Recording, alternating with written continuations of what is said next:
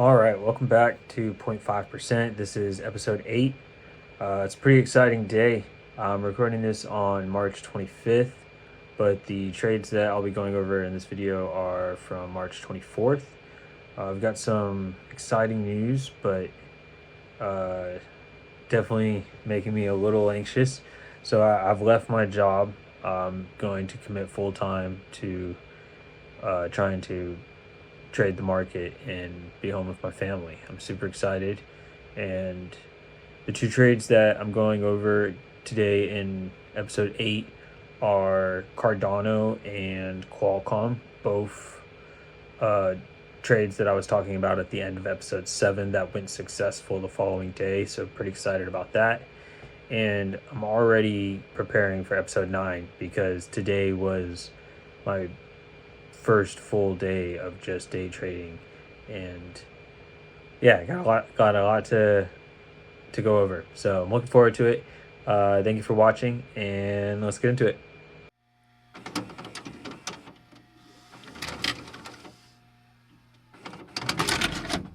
I've started a new spreadsheet because I lost my license to Microsoft Office, and figured it'd be better if I can switch computers anyways. So I've created a Google spreadsheet, and I've copied the same template pretty much. You'll see at the bottom we have the plan, 100K, and tracker. But I've updated a little bit because of all of the new events that have occurred. So no longer working. I threw down a couple more thousand into my account to open up a registered day trading account. So that's the first thing you'll see at the top is starting cap is now 7,350. I need to update the broad plan because I am no longer working. And thinking about it, I think the best thing to phrase it broadly would say something like day trade responsibly. I can't spell if I mess something up. Day trade responsibly. Stick to the plan.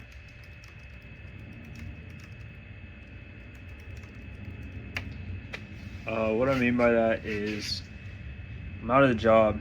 I'm going to be starting to use larger amounts on these trades. I need to be clear-headed with this and not get excited because of an opportunity with a lot of risk. And yeah, it's getting real. So hopefully we'll see some progress soon. Specific plan. Not really paper trading much. I'm gonna take that out. I mean, I'll still paper trade for practice, but there's no need to have it as part of the goal anymore since I've already quit the job. We gotta make this work. I gotta make this work. Alright, so we're gonna document realized gains equivalent to 100,000 in less than a year. That's pretty ambitious, I feel like, but I feel like, if I only reach 50% of that goal, oh man, if only I reached 0.5%, that would be hilarious, but that'd be not enough. It's probably what I'm realistically gonna make. But if I make half of that, that'd still be great. So 100,000, same thing. We're looking for a $100 trading day. Updated the available capital cells from the last spreadsheet. So with the available capital I have per day, I need to be getting 5.44%, or at least on that first day. I guess it will go down each day. Yeah. So I recalculated the trade count out, and when the original was 5,000, it was 16 trades with 7,350. It comes down to 11 trades if I were to use all of it on a trade and reinvest the gains, compounding each step. After having traded a few more weeks now, or I don't know how long it's been, I don't know if I'm ever going to be throwing down all of it into one trade. I like the idea of being a little bit more cautious, because I just threw in this extra capital. I haven't gained a significant amount of experience through more trades since I started this. Yeah, I still want to be careful. All right, but moving forward, the 100K tab has been updated. I only have 2 days on here. I'm hoping I can get the spreadsheet open once I find a computer with Microsoft Office on it, and I'll get this updated, but I might not. Since today's the first day of starting this for real, I kind of like the idea of having a fresh spreadsheet. There's 2 trades on here that I'm gonna go over in this video, so that's why they're already on here. I can show you on the tracker. So these trades were with Cardano again and Qualcomm. If you watched episode 7, you remember during the episode Cardano was running up, and I don't want to say like I predicted, but as I hoped it would, it did. I did exit a little differently than originally planned. I exited half of my position at my average cost, just to be safe, and then a quarter of the position at 0.5%, and then another quarter of the position at 1%. Pretty much, you can see here at the end. So first one getting out at my average cost, second one 0.54, third one almost 1%. And then you'll remember I jumped into the sectors again. I think this was part 2. I can't recall. Somewhere in episode 7, we looked into the sectors, didn't see anything in column serve, went into tech and found Qualcomm, and sure enough, was able to trade it in the morning. It jumped up. I did have a weird trade in the pre-market hours that kind of caught me off guard, so that's what this 0.15% trade is here. I'll show that on the chart in a minute. But the app was acting strange, so I didn't know what was going on. I sold the position just because who knows what could happen if the app's acting weird. And then once I figured it out, I got in for a second trade and got that 0.5%. So let's start with the Cardano trade. We were looking at this last episode, and right where the episode was ending, it was jumping up. Let's see. I think it was this candle here. So we had seen the jump up and then jump up again. I was saying this might be the beginning of the run up. It had started coming back down, and I was like, I'm foolish for saying that. But then it ran up, and so what I've thrown on here just to kind of zoom back out and look at the whole trade. This is a 15-minute chart. Let's go to the day. Zoom back out for a second.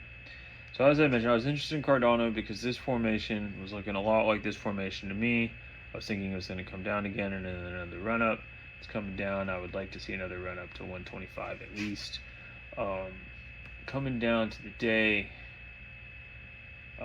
we have a bunch of support at about 70 cents or 71 cents. I had the lessons learned jumping in about the 0.6 on entry late last night, or in the last episode. I had discussed the 0.6% on exit. So coming into the, let's look at the 30. Let's see if that channel that I had put on here is still here. Alright, so I've gotten rid of the top bar, it looks like. But the channel was, no, I feel like I didn't get rid of it. Let me see. Oh, it's because it was on a different computer. So that channel that it's been trading in forever, I'll go ahead and throw it on here. Alright, you can see it here. So from 70 cents, I'll put it, why not? Yeah, about right there. And then the top one is 75 cents. About right there. So it's been trading in this channel for a while. Like I said, we came in here, hit the top, came down, hit the bottom, came down, hit the top. I went up, hit the top, bottom, hovered in the middle, bottom, top, and this is where I got in. I don't remember what chart I was looking at when I thought it was good to get in. This is the 15-minute. So what we were seeing here was it looked like it was crossing over. I'm gonna look at the hour. I feel like that's what I was looking at. This right?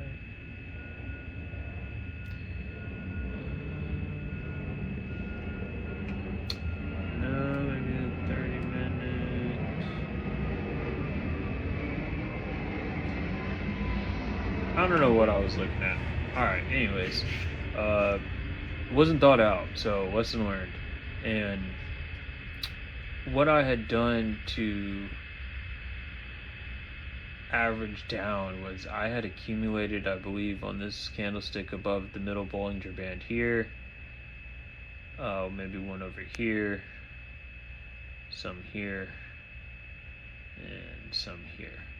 So my average cost actually turned out to be this line right here, about 0.712. You can see where I bought in, brought my average cost down. So yeah, if I was buying in these zones with that 0.6% on buy, it was bringing my average cost to about there. I got out, like I said, 3 times. This was my initial, getting back out at what I bought in for, or what I averaged to. It was somewhere in that green candlestick, so it was actually right here, right in the middle of that 30 minutes. Let's go down to 15, you can see it a little tighter. Yep. So it had just broke over my average. I was able to get my average because of the 0.6 on the sell. So I probably did catch it at the top, but it gave it to me at my average. Got out here with 0.5%, which was probably about the top of that one, because 0.6, 0.5 pretty close. And then about the 1% here. It did continue to run up, but like, if you look at these hours, this was the middle of the night, so I had gone to bed, but I set those limit sells to make sure I could take profits. You know, if I wanted to stay up all night and watch it, maybe I could have let it run, but where did it get up all the way? Let me see. It got pretty close. 0.743. That other limit sell I had was 0.75. But you would need it to be 0.6% above that as well. So there's no way I would have got that. Whatever's 0.6 below, 0.6% below 75 cents, that's where I could have sold. And maybe would have got it at the top of that.